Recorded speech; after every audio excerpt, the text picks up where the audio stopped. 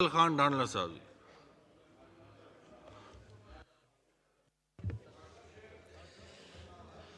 शुक्रिया जनाब स्पीकर। बड़ी गर्मा गर्मी का माहौल है जिसमें आपने मुझे मौका दिया। बहरहाल भूल हो जाती है यूं तैश में आया ना करो, फासले खत्म करो बात बढ़ाया ना करो। जनाब स्पीकर, मैं तो महंगाई पे बात करना चाहता था और गरीब आदमी की जो इस वक्त बड़ी कसम पुरसी की हालत में है उसकी बात करना चाहता था।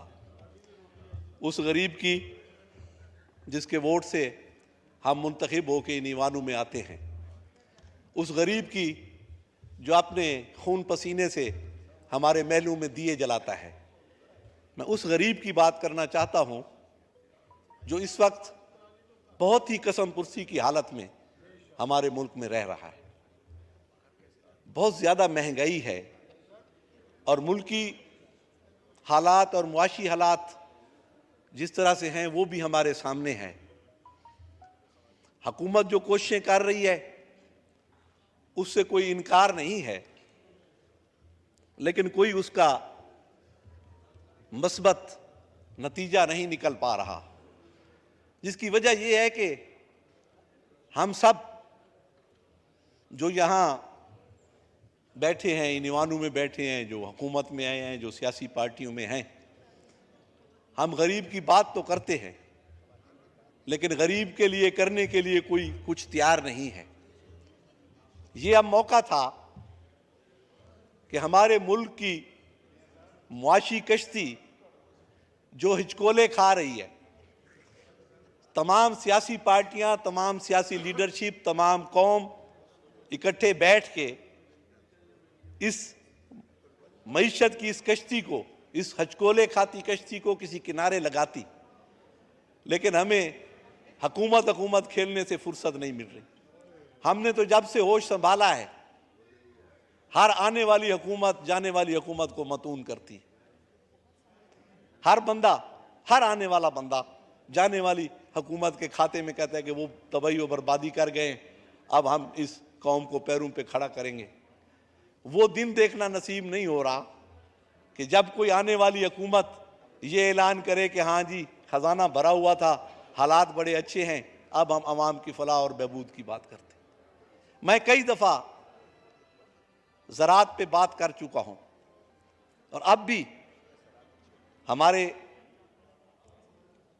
पॉलिसी साज भी बैठे हैं और हमारी हुकूमत के साहिब इख्तियार लोग भी बैठे हैं और सुन रहे हैं कि इस वक्त जो इकोनॉमिक क्रंच है और जो इंटरनेशनल मईशत पे जो बदहाली आने वाली है, उसमें से पहले जो दो एपिसोड हम देख चुके हैं उसमें से भी हम इसलिए बच गए हैं, किसी हुकूमत की कोई कमाल नहीं है, इसलिए बच गए हैं कि हम ज़राई मुल्क थे और हमारी ज़राअत चलती रही है। जब आप कोरोना में लॉकडाउन थे, जब कोरोना में पूरी दुनिया बंद थी, उस वक्त हमारा काश्तकार अपनी फसलें काश्त कर रहा था। तो अब भी अगर खुदारा इस बात पे तवज्जो दें, अगर हमने अपनी ज़राअत को संभाल लिया, अगर हमारी ज़राअत अपने पाँव पे खड़ी हो गई तो ये मुल्क आप अपने पाँव पे खड़ा होगा। अगर ज़राअत को आपने डबो दिया, ज़राअत पे आपने तवज्जो ना दी, जो हाल इस वक्त ज़राअत का हो रहा है और जो किसान का हो रहा है वो सबके सामने है। तो खुदारा ज़राअत पे तवज्जो दें, गरीब मफलूकुल हाल लोगों पे तवज्जो दें। ये वक्त लड़ने झगड़ने का नहीं है। जो मईशत की हालत है, जो मुल्की हालात हैं, जो इंटरनेशनल हालात हैं, जो दहशतगर्दी के हालात हैं, इन सब के लिए कौम का यकजा होना ज़रूरी है।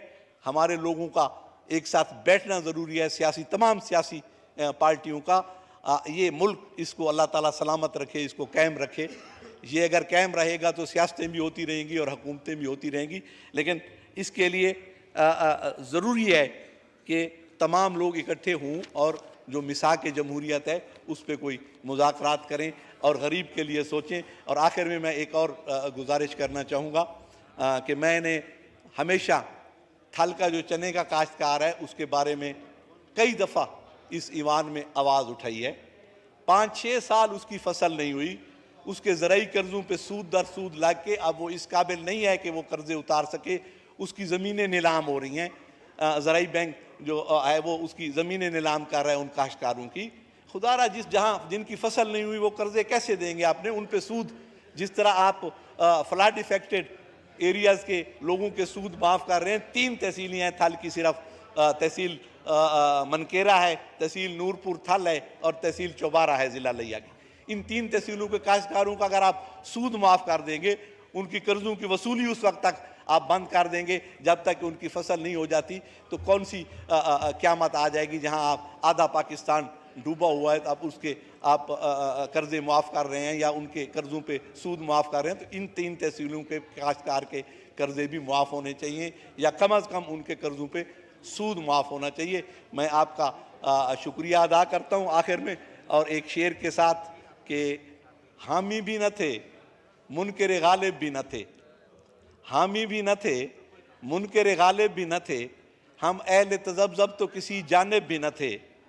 इस बार भी दुनिया ने हदफ हमको बनाया, इस बार भी दुनिया ने हदफ हमको बनाया, इस बार तो हम शाह के मसाहिब भी न थे, और मट्टी की मोहब्बत में हम आशुफ्ता सरों ने वो कर्ज उतारे हैं जो वाजिब भी न थे। बहुत बहुत शुक्रिया। जनाब हामिद